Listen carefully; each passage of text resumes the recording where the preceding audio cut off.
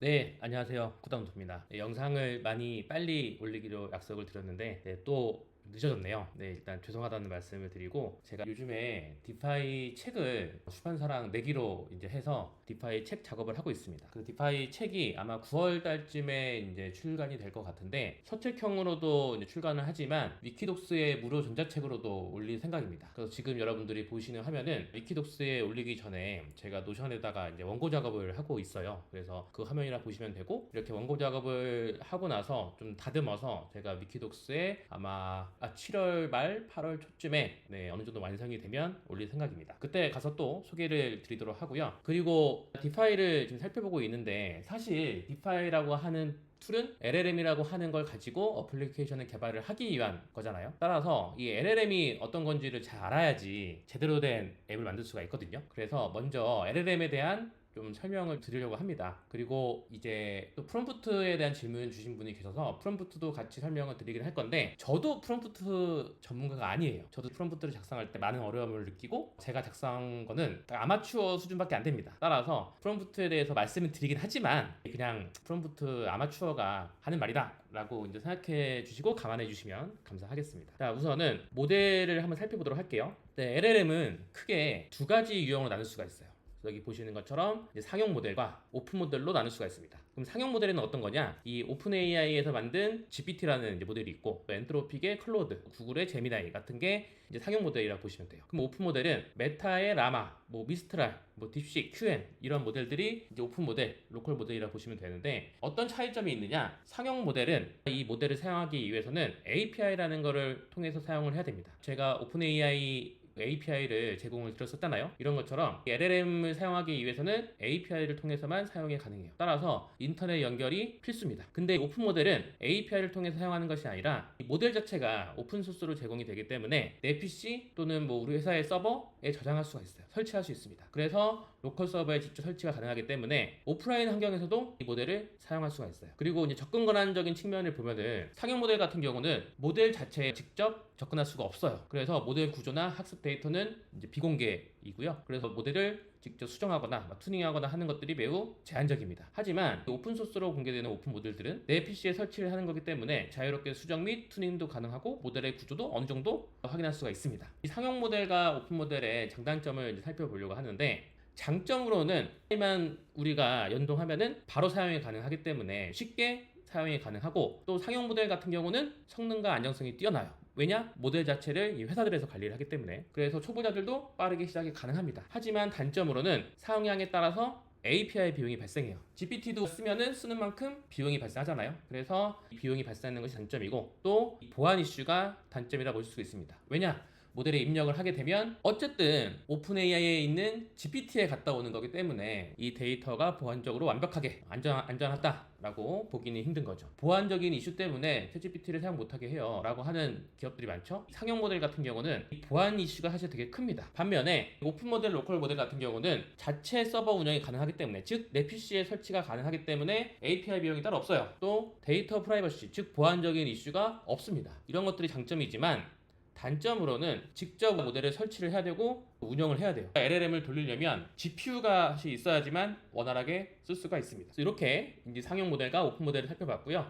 그렇다면 디파이에서도 우리가 오픈 모델 쓸 수 있냐, 로컬 모델 쓸 수 있냐? 쓸 수 있습니다. 올라마라고 하는 걸 설치해서 사용할 수가 있고요. 올라마는 한번 나중에 따로 다루도록 할게요. 그 다음에 이제 살펴볼 개념이 토큰이라는 개념입니다. 토큰은 먼저 어떤 거냐면 컴퓨터가 텍스트 데이터를 처리하기 위해 나누는 가장 작은 단위를 말해요. 그러니까 한마디로 이 LLM이 텍스트 데이터를 처리를 해야 되는데 이때 이 텍스트 데이터를 나누는 단위라고 보시면 됩니다. 그러면 어떤 기준으로 나누느냐? 토큰으로 분할하는 기준은 모델마다 달라요. 여기 예시를 보시면 I love programming 이라고 문장이 있는데 이거를 토큰으로 분할하면 I love program MING 느낌표 이런 식으로 분할한다고 볼 수가 있고 따라서 I love program이라는 세 개의 단어로 이루어진 이 문장은 6개의 토큰으로 분할이 가능해요. 그러면 왜 토큰에 대해서 알아야 되냐? GPT와 같은 모델을 API를 통해서 사용하게 되면 비용이 발생하게 되잖아요. 그때 토큰이 과금을 매기는 기준이 됩니다. 그러면 LLM에게 뭐 해줘 그 질문을 하잖아요. 그런 입력이 있을 수 있고 또 LLM이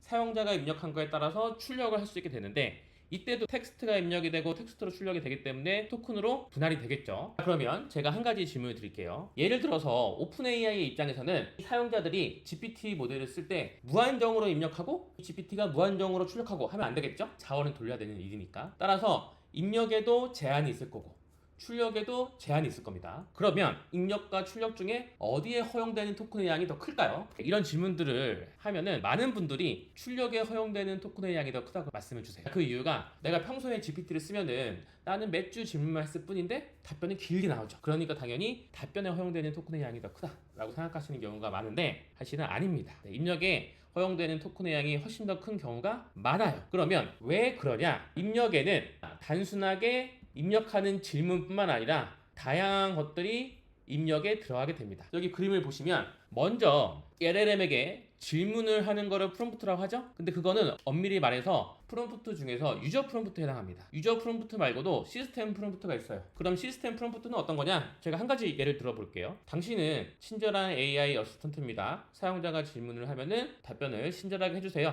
사용자가 만약에 불법적인 것들을 요청한다면 거기에는 답하지 마세요.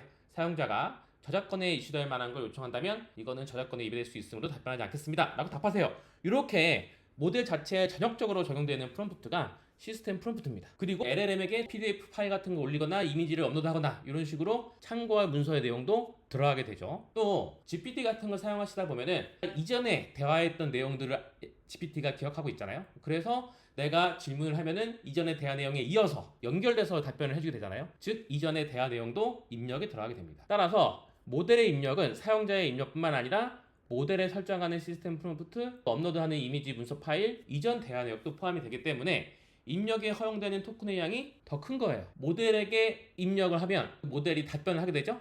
그럼 답변의 최대 토큰 수가 맥스 토큰 수라고 보시면 됩니다. 그리고 컨텍스트 윈도우는 모델에 입력하는 토큰의 양과 모델이 출력하는 토큰의 양의 합친 최대 토큰의 수예요. 그래서 여기 128K라 적혀 있는데 여기 K는 1000단위라 보시면 돼요. 여기 그림에서는 컨텍스트 윈도우가 128,000K, 맥스 토큰 수가 4096 토큰으로 나오죠. 그러면 모든 모델이 컨텍스트 윈도우가 128K이고 맥스 토큰 수가 4096 토큰이냐? 아닙니다. 이것도 모델별로 달라요. 그렇기 때문에 LLM 어플리케이션을 개발을 할 때는 컨텍스트 윈도우와 맥스 토큰 수를 보면서 어떤 모델을 선택해야 되는지를 여러분들이 잘 결정을 하셔야 돼요. 그래서 디파이로 LLM 어플리케이션 개발을 위해서는 모델의 특징, 모델의 성능, 그리고 비용까지 고려를 해야 된다라고 해놨고요. 그리고 제가 여기는 오픈 AI의 모델 리스트를 넣어놨습니다. 보시면 비용 어때요? 천차만별이죠. 여기서 인풋은 LLM에 입력될 때 비용이에요. 단위는 100만 토큰입니다. GPT-4o는 100만 토큰당 인풋인 경우에는 2.5달러가 가금이 되고요. 아웃풋 모델에 출력하는 경우에는 100만 토큰당 10달러가 가금이 됩니다. 그리고 컨텍스트 윈도우와 맥스 토큰 수는 다음과 같고요. GPT-4.1 볼게요. 4.1. 자, GPT-4.1은 컨텍스트 윈도우가 기존의 GPT-4o보다 훨씬 더 크죠. 거의 한 7, 8배 되는 것 같습니다. 그리고 여기 5로 시작하는 추론 모델들을 볼게요. 자, 추론 모델은 사용자가 질문을 하면은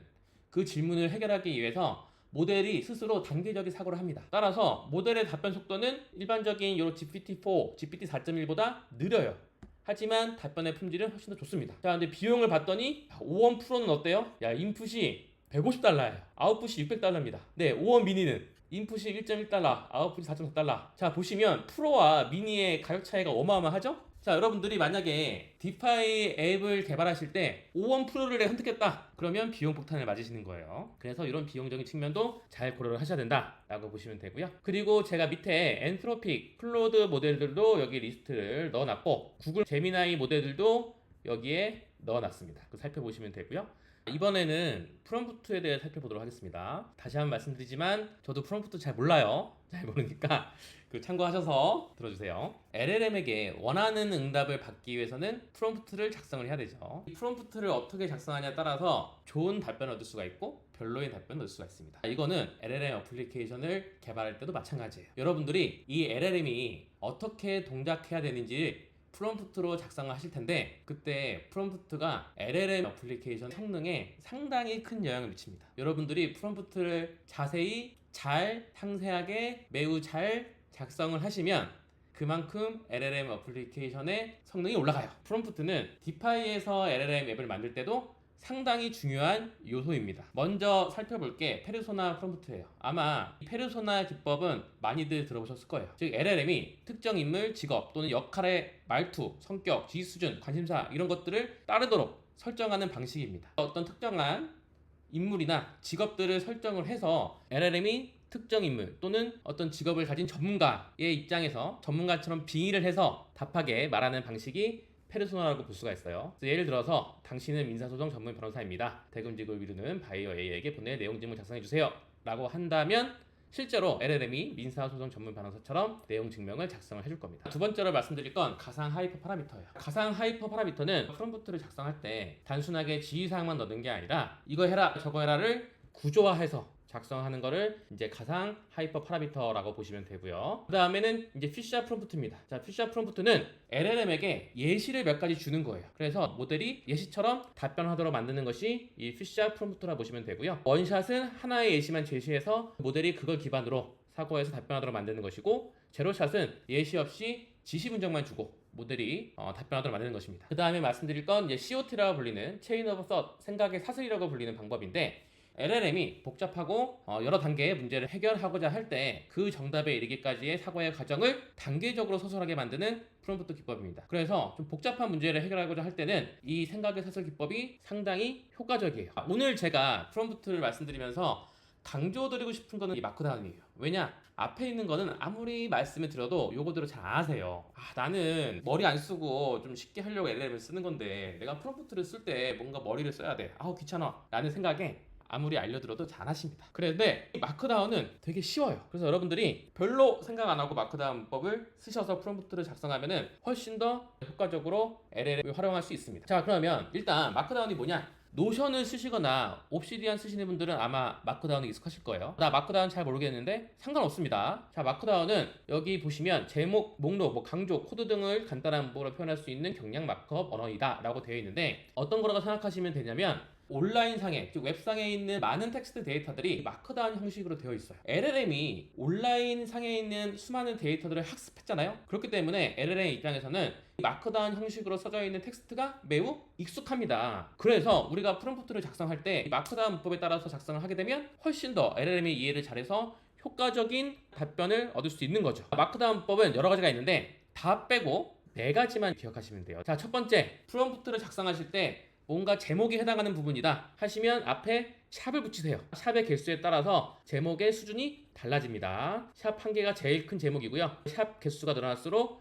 그 다음 순위의 제목이 되는 거예요. 그리고 목록 같은 경우는 순서가 있는 목록은 그냥 1점, 2점 이렇게 쓰시면 되고, 순서가 없는 목록은 이렇게 하이픈이나 별표를 사용해서 목록을 작성하시면 됩니다. 그리고 이 단어, 이 문구만큼은 LLM이 꼭 중요하게 생각했으면 좋겠다 하시는 게 있잖아요. 그러면 그 단어나 그 문구의 앞, 뒤로 이렇게 별표 2개를 붙이세요. 그럼 이게 강조 표시이기 때문에 LLM이 더 그 문구나 단어에 대해서 중요하게 생각하게 됩니다. 그리고 내용 사이를 구분할 때는 이렇게 하이픈 3개를 통해서 구분선을 만드세요. 자, 이 4개 쉽나요, 어렵나요? 쉽죠? 밑에 예시를 보면은 이런 식으로 여러분들이 프롬프트를 작성하시면 훨씬 더 LLM이 잘 동작을 하게 됩니다. 제목이 있는 부분에는 샵을 붙이고, 그 다음에 목록 부분에는 이렇게 하이픈을 붙이고, 중요한 문구는 이렇게 별표 2개씩 앞뒤로 붙이고요. 그리고 이제 살펴볼 게 이제 시스템 프롬프트와 유저 프롬프트인데, 자, 앞에서 LLM 설명할 때 살짝 설명을 드리긴 했죠. 시스템 프롬프트는 모델이 어떤 역할, 어떤 말투, 어떤 기준으로 응답해야 되는지를 사전에 정의하는 지침을 말해요. 즉, 이 모델이 어떻게 동작했으면 좋겠는지를 여러분들이 설정할 때 사용하는 게 시스템 프롬프트입니다.